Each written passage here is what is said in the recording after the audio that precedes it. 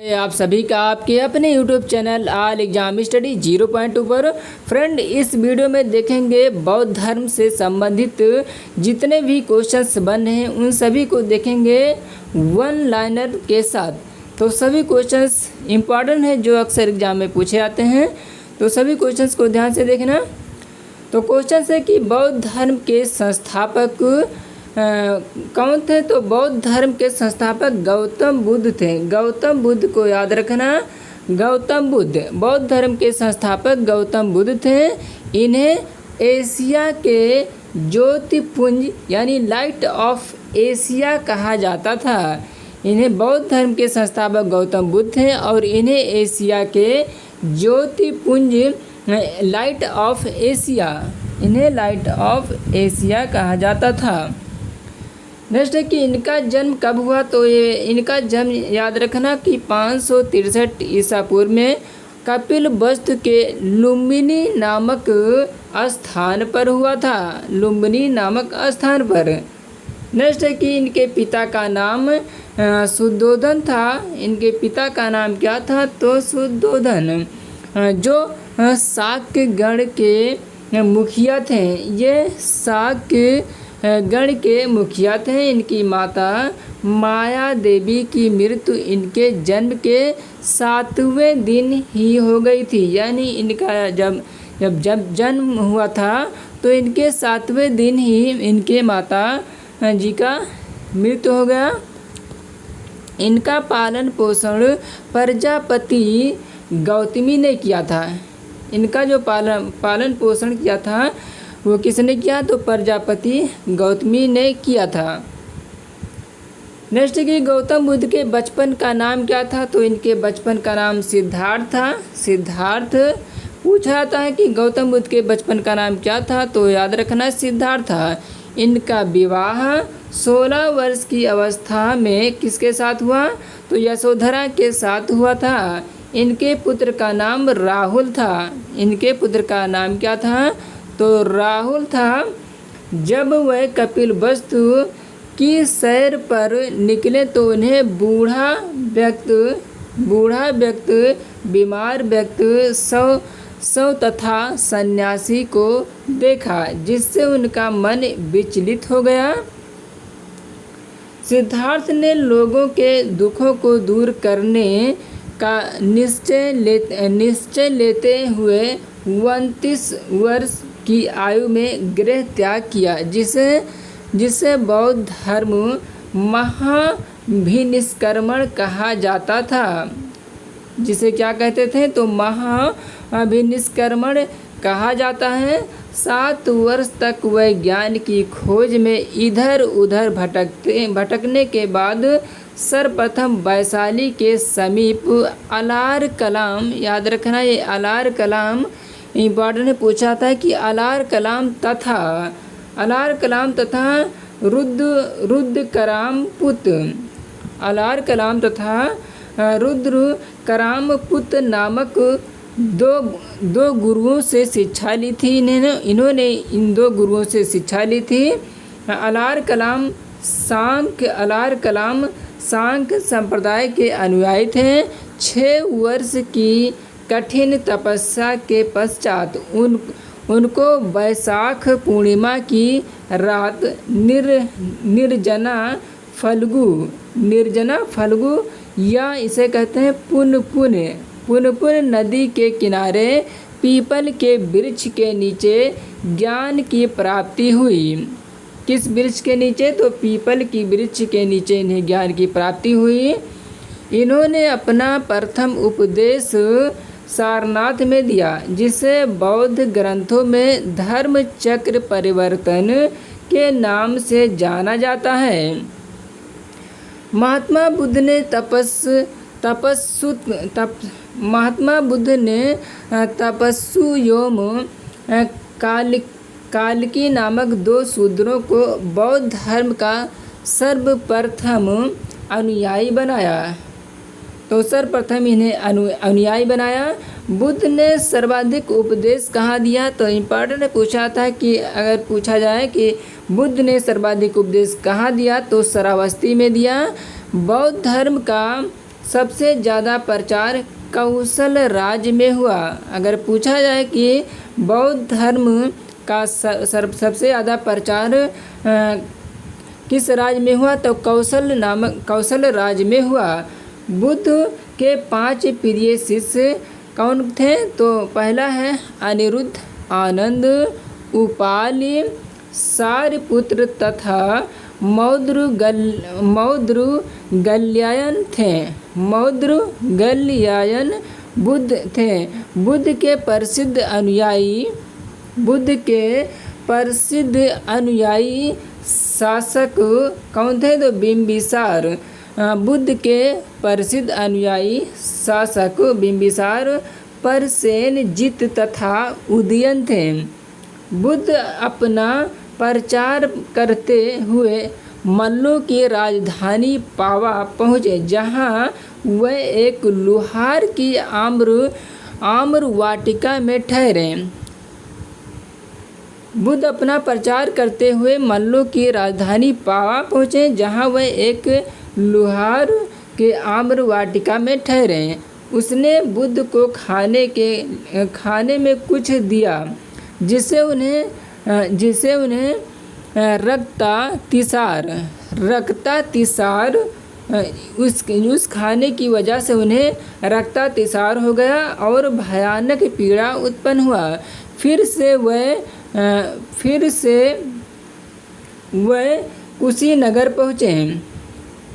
फिर से वे कहाँ पहुँचे, तो कुशीनगर पहुँचे। वहाँ 483 ईसा पूर्व में 80 वर्ष की अवस्था में उन्होंने शरीर त्याग दिया। इसे बौद्ध ग्रंथों में महापरिनिर्वाण कहा जाता है। ये याद रखना, इसे इम्पोर्टेंट है, पूछा जाता है। तो ये महापरिनिर्वाण, बौद्ध ग्रंथों में इसे महापरिनिर्वाण कहा जाता है। बौद्ध धर्म के तीन रत्न कौन कौन थे, तो बौद्ध धर्म के 3 रत्न है, बुद्ध, धम्म, संघ।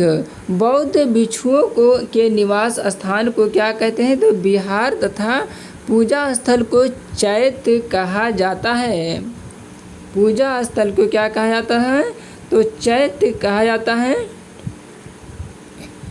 आगे है कि चतुर्थ बौद्ध संगीत के बाद चतुर्थ बौद्ध संगीत के बाद बौद्ध धर्म 2 भागों में हीनयान तथा महायान में विभाजित हो गया। महात्मा बुद्ध के ज्ञान प्राप्त करने बौद्ध धर्म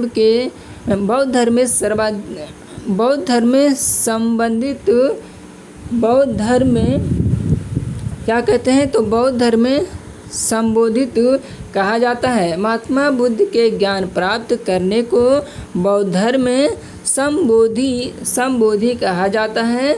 बौद्ध साहित्य के 3 पिटक सूत पिटक, विनय पिटक तथा अधिगम पिटक है। नेक्स्ट है कि अपने प्रिय शिष्य आनंद, इनके प्रिय शिष्य आनंद के आग्रह पर बुद्ध ने अपने प्रिय शिष्य आनंद के आग्रह पर बुद्ध ने वैशाली संघ में स्त्रियों के प्रवेश को अनुमति दी थी। उससे पहले स्त्रियों की प्रवेश नहीं थी, तो इनके आदेश पर स्त्रियों की प्रवेश को अनुमति दी थी। आजीवक संप्रदाय की स्थापना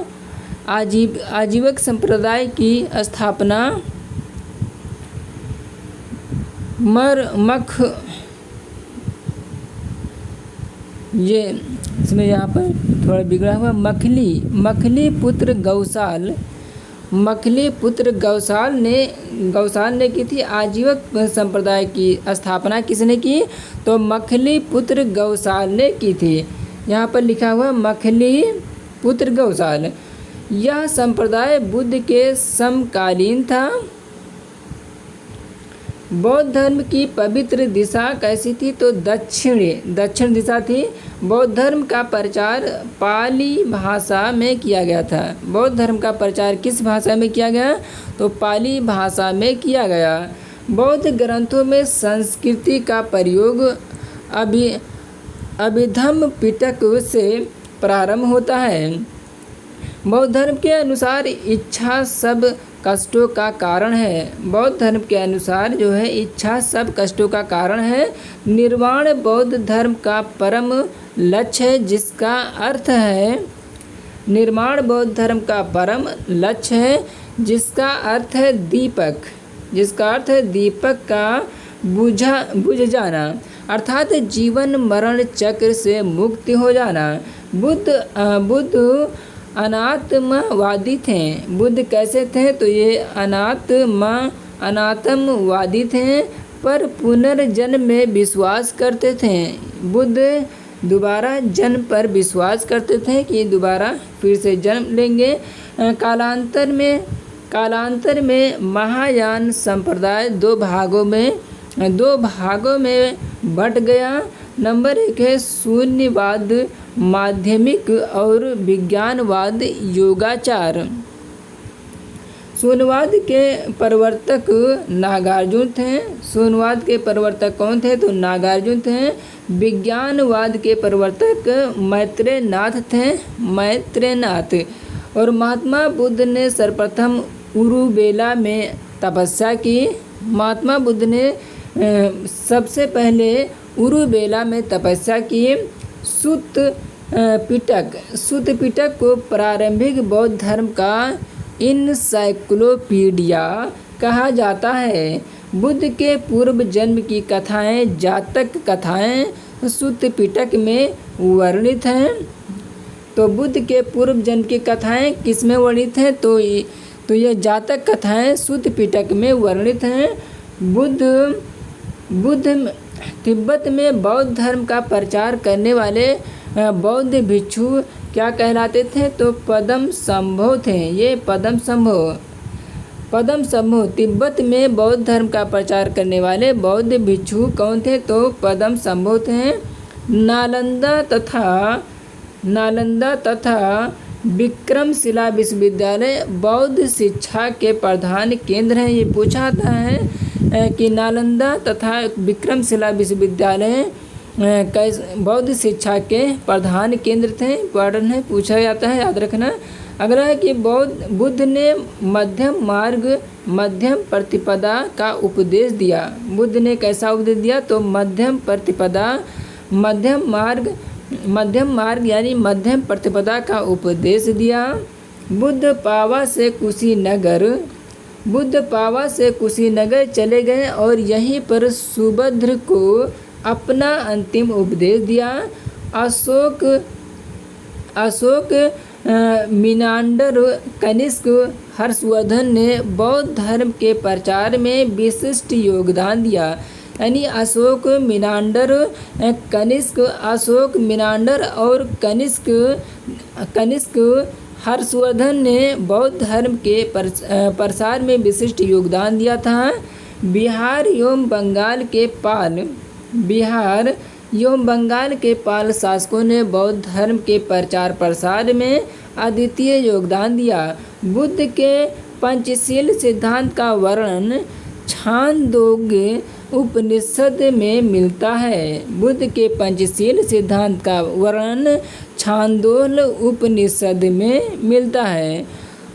तो ये बुद्ध से रिलेटेड जितने भी क्वेश्चंस बन रहे थे उनको कंप्लीट कर दिया गया।